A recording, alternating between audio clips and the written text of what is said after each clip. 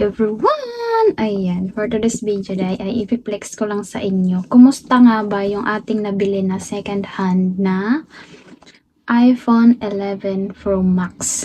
Saan ko nabili? Sa Carousel. Ayan, baliktad pa. Nabili natin today noong January.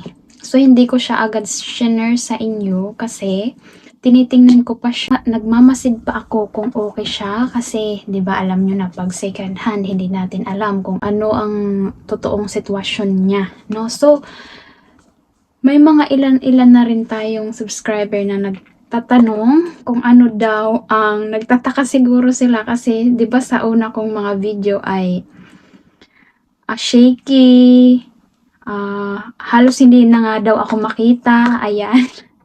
So, may iilan na rin ang nag-comment sa akin, "Day, ano gamit mong phone? Anong ganito, ganyan?" So, hindi ko pa siya ma-share kasi nga,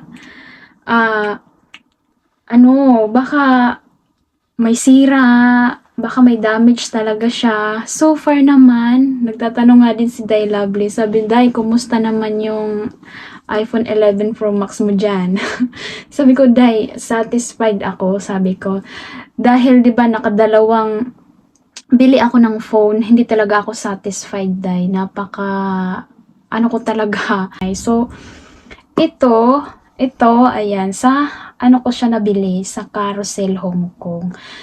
May isang nag-advise sa akin na, bumili ka sa Carousel, mag-download ka ng apps. Then, ayun, i-search mo lang doon yung anong cellphone ang gusto mo, marami kang makikita. So, ang tagal ko din nag-decide kung bibili ba talaga ako or hindi. Kasi nga, second hand din, alam nyo na, pag second hand hindi natin alam kung ano ang nangyari, kung anong totoong sitwasyon ng phone, 'di ba? So before that, nag-search ako sa YouTube kung ano ang dapat mong tingnan kasi lalo na ako hindi ako iPhone user talaga. So nag-search ako ano ba dapat ang tingnan. Then ayun na nga, naengganyo ako nito kasi detailed yung may makikita kayo doon na makikita kayo doon na, ano ba tawag doon? Ilalagay ko na lang mamaya sa screen yung description ng may-ari. So, tips ko sa inyo, sa mga gusto rin mag-try, mansanas na cellphone, no? Kahit hindi brand new, at least, o diba, kahit nga sa market, uy, ikaw, sobrang yaman mo, kay naka-Apple ka. O, ginanon ako ng tendera doon, hindi nila alam, hindi naman to brand new. So, magkano yung bili ko dito? Ang bili ko dito ay, ang original price niya ay 2.6 something. Then, sabi ko last price, then 2.5 yung binigay niya sa akin. Sorry, sabi niya. Sorry, last price, 2.5. So, naengganyo ako sa message kasi detailed talaga siya. So, then, babae yung may-ari. Then, sabi ko, mas gusto ko babae yung may-ari kasi nga, mas maingat pag babae, di ba? Then, yung sa picture niya, nakaganyan talaga siya. Then, ito pa maganda, Day.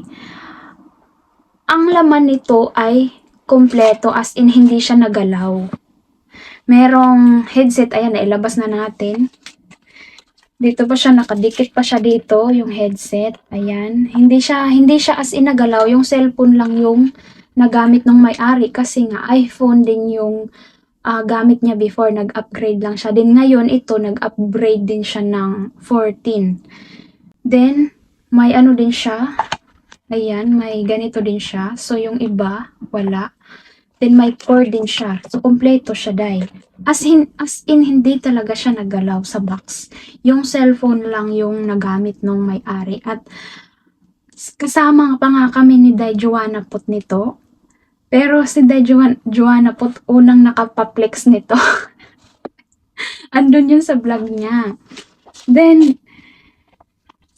napakakinis pa niya, Day. Yun ang masasabi ko. As in, walang damage. Super kinis niya.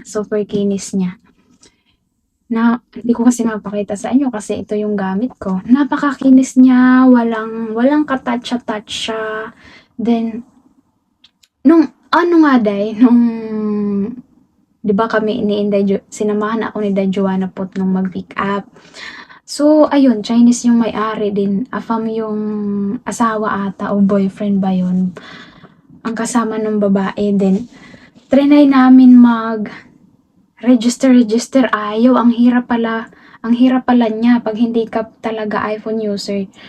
Ang hirap, natagalan ako dun. So, pero ngayon, maganda na. So, nagduda pa nga ako dati, Day, kasi, bakit?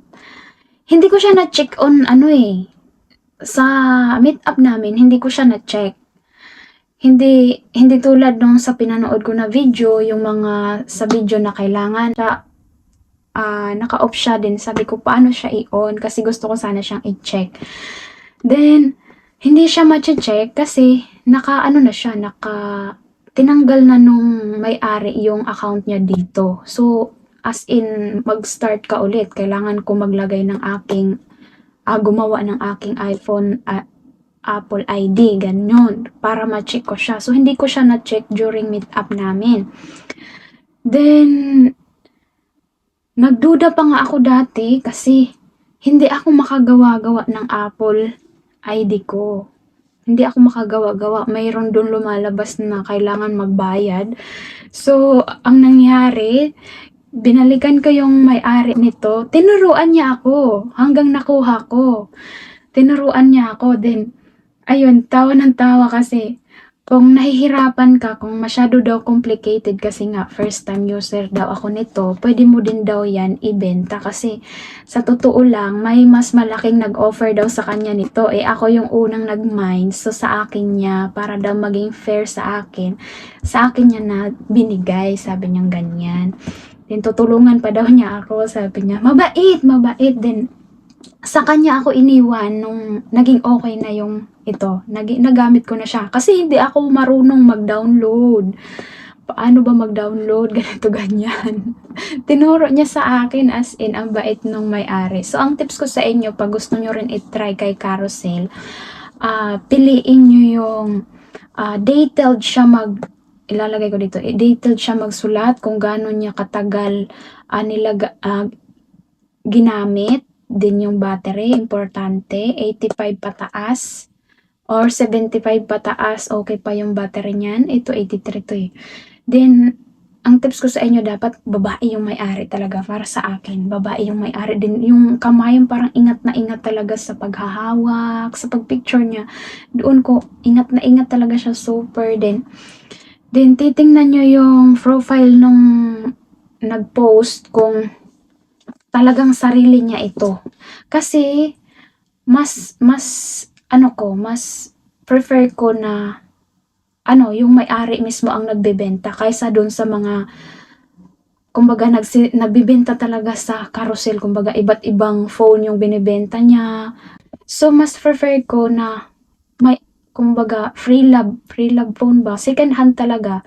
Yung may-ari mismo ang nagbenta ng phone na yun. So far naman, Day, na satisfied talaga ako. Yun ang masasabi ko sa camera, sa back. Ayan, ang ganda-ganda natin. Satisfied talaga ako, yun. Kasi, hindi talaga siya nagamit. Hindi siya nagamit headset at ito. Hindi siya nagamit yung phone lang. So, now, 3 months na siya sa akin. Worth 2,500 Hong Kong dollar. O, diba? Pag hawak-hawak mo yan, malalaman ba nila yan na hindi yan brand new? O, diba? So, at least, diba, hindi na shaky ang aking video. Kasi, ayan lamang for today's video, Day. Kung nagustuhan mo ang video na to, don't forget like and subscribe my channel. See you next vlog. Bye-bye.